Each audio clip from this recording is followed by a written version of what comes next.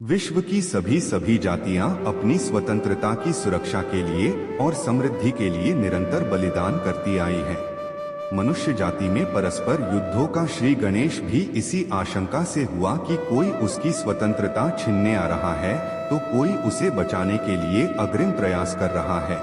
और आज भी इसी आशंका के चलते आतंकवाद के खिलाफ निर्णायक युद्ध छेड़कर हमें अपनी स्वतंत्रता और सुरक्षा के लिए अग्रिम प्रयास जारी रखने होंगे।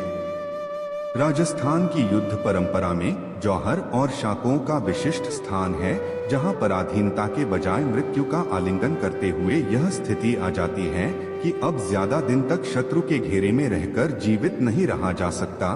तब जौहर और शाके किए जाते थे।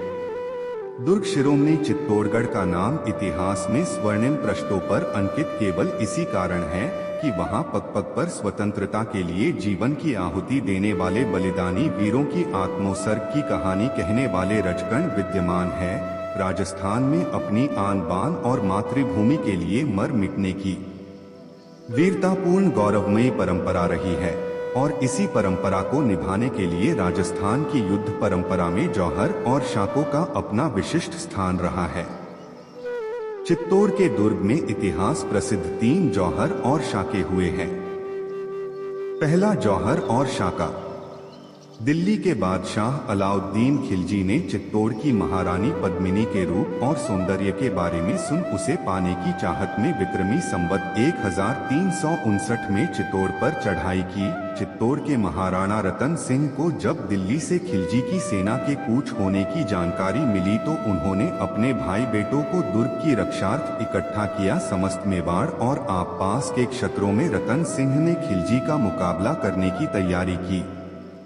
किले की सुदृढ़ता और राजपूत सैनिकों की वीरता और तत्परता से 6 माह तक अलाउद्दीन अपने उद्देश्य में सफल नहीं हो सका और उसके हजारों सैनिक मरे गए। उसने युक्ति सोच महाराणा रतन सिंह के पास संधि प्रस्ताव भेजा कि मैं मित्रता का इच्छुक हूँ।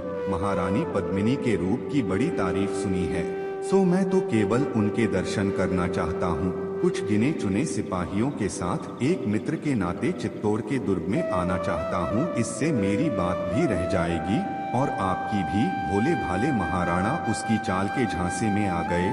200 सैनिकों के साथ खिलजी दुर्ग में आ गया। महाराणा ने अतिथि के नाते खिलजी का स्वागत सत्कार किया और जाते समय खिलजी को किले के प्रथम द्वार तक पहुंचाने आ गए।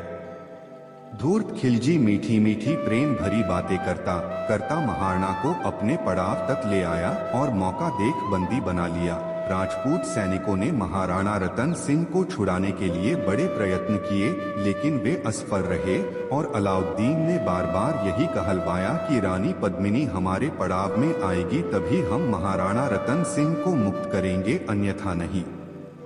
रानी पद्मिनी के काका गोरा ने एक युक्ति सोच बादशाह खिलजी को कहलाया कि रानी पद्मिनी इसी शर्त पर आपके पड़ाव में आ सकती है जब पहले उसे महाराणा से मिलने दिया जाए और उसके साथ उसकी दासियों का पूरा काफिला भी आने दिया जाए, जिसे खिलजी ने स्वीकार कर लिया। योजनानुसार रानी पद्मिनी की पालकी में उसकी जगह स्वयं गोरा बैठा और दासियों की जगह पालकियों में सशस्त्र राजपूत सैनिक बैठे। उन पालकियों को उठाने वाले कहारों की जगह भी वस्त्रों में शस्त्र छुपाए राजपूत योद्धा ही थे।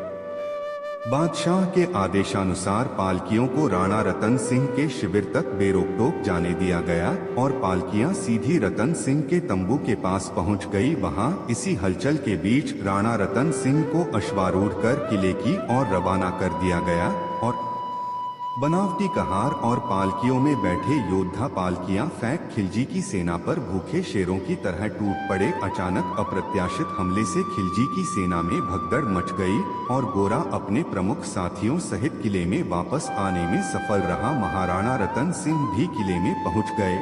6 माह के लगातार घेरे के चलते दुर्ग में खाद्य सामग्री की भी कमी हो गई थी। इससे घिरे हुए राजपूत तंग आ चुके थे। जौहर और शाका करने का निर्णय लिया गया। गोमुख के उत्तर वाले मैदान में एक विशाल चिता का निर्माण किया गया। पद्मिनी के नेतृत्व में 16,000 राजपूत रमणियों ने गोमुख में स्नान कर अपने संबंधियों को अंतिम प्रणाम कर जौहर चिता में प्रवेश किया। थोड़ी ही देर में देवदुर्लभ सौंदर्य अग्नि की लपटों में स्वाहा होकर कीर्ति कुंदन बन गया।